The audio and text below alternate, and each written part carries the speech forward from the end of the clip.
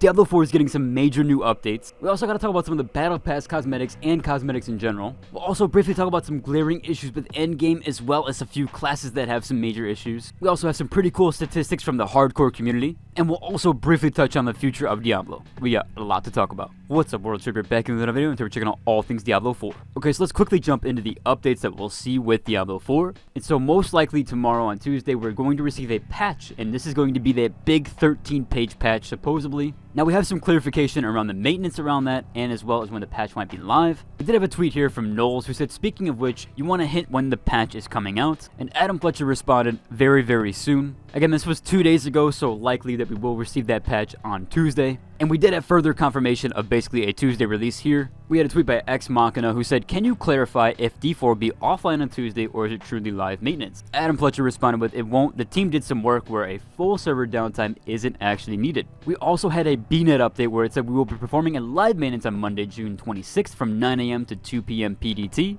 and Tuesday, June 27th from 9:30 a.m. to 2 p.m. PDT. During these times, players may experience interruptions of service including disconnects but should be able to log back in. So we will be able to play the game as well as when the patch drops. Pretty nice to know that they have these live service maintenance hours now, where the game doesn't necessarily need to be down in order to apply a patch. But we did have some confusion around that because on one note it does say here that Diablo will be unavailable, or the game will be unavailable during this time. However, with Adam's clarification, we certainly probably will be able to play during that time. Now, we had some big information around the cosmetics for both the Battle Pass as well as the in-game cosmetics that you can earn. We had a tweet here from Ghost Idiot who said, in Diablo 4, what cosmetics transfer game-wide? If I get the Spectral Horse mount on the Eternal Realm, does that cosmetic transfer over to the Seasonal Realms or vice versa? Also, do gear cosmetics found in-game transfer from Eternal to Seasonal Realms? Adam responded saying that cosmetics do transfer, however, he did clarify several times here, where he said, I do want to clarify the mount cosmetics should transfer over, but let me fully be sure in the morning when people are back in. The gear items you salvage from one mode probably won't. We'll follow up tomorrow with you.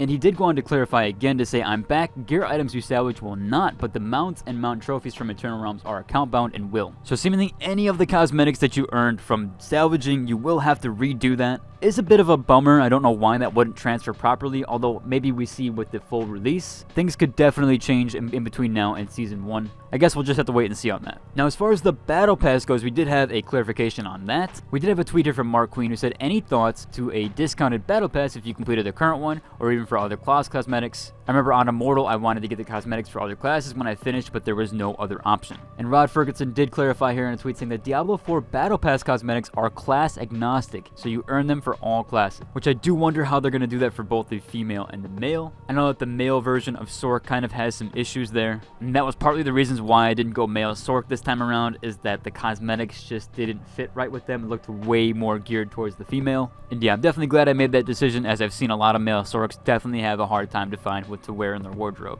Now, Rod pointed out that we also had some people asking about certain titles, including the, and Rod here tweeted saying, saw some folks asking how to get the as the first word for the Diablo 4 title. Complete all the side quests for the Bear Tribe in Fractured Peach, and you get the bear. So essentially that's how you get the as a prefix for your title. Now, we also did have Twitch drops ending this week. This is the last week of Twitch drops, and it is for the Barbarians, so if you wanted to get any of those cosmetic drops, you should try to watch for now, and probably eventually maybe they return the cosmetics, however they might be gone forever. And there again is a note here that says, after watching an LMO streamer for 3 hours, you must claim the corresponding reward prior to gaining progress towards the next reward. So just make sure you're constantly checking your drops tab in the Twitch. There are a few add-ons like Better Twitch TV that I think can auto-claim those rewards for you. I'll leave a link down below for that add-on for Twitch for the Chrome add-on. And there is a little box that you can check to auto-claim your rewards, so you don't have to worry about going back in your drops tab. We did have some pretty cool statistics from the hardcore race as well as the hardcore leaderboards. I'll again leave a link down below to the entire leaderboard for the hardcore race, or seemingly most people that are in the hardcore race, as we did already have all 1,000 people hit. However, people are still trying to reach level 100, and it's only around 1,500 right now that have actually done it. But we have some pretty cool statistics from class and abilities breakdowns from people that actually have hit level 100. For the total player count, they have 1,091 players on here.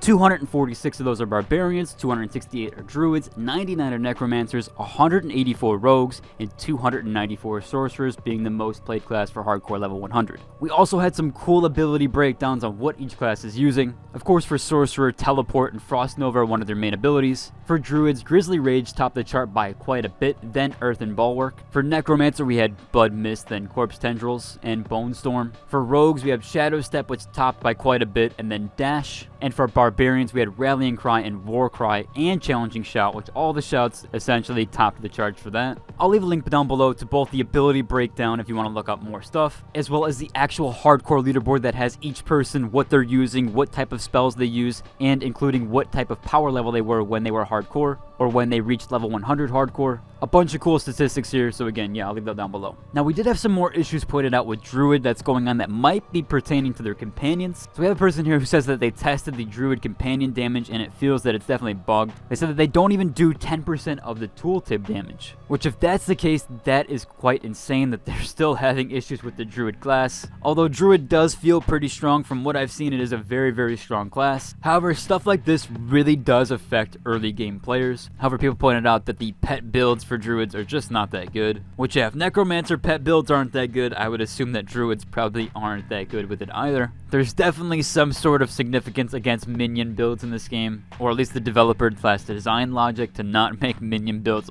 viable, especially in the end game. We'll have to wait to see what they do for Season 1 for it. There's also been some big videos and big posts about the Sorcerer's problem, and essentially the class is really bad for endgame. They have a really hard time fixing builds for it, and I even have some build guides for it that definitely do help. However, you need a ton of damage mitigation for the class, and you have to play it very, very safe, as you can still get one-shot in T70s to 80s. And yeah, pushing those higher tier Nightmare dungeons is really, really big struggle for Sorcerer at the moment. It's definitely somewhat viable and doable to do those high tier Nightmare dungeons as a Sorcerer. However, you have to play extremely cautious, and it does take quite a long time compared to other classes. Which yeah, we actually did have a few posts that showcase people getting their tier 100 completions, which was mainly Necromancer and Barbarian from what I've seen on the Reddit.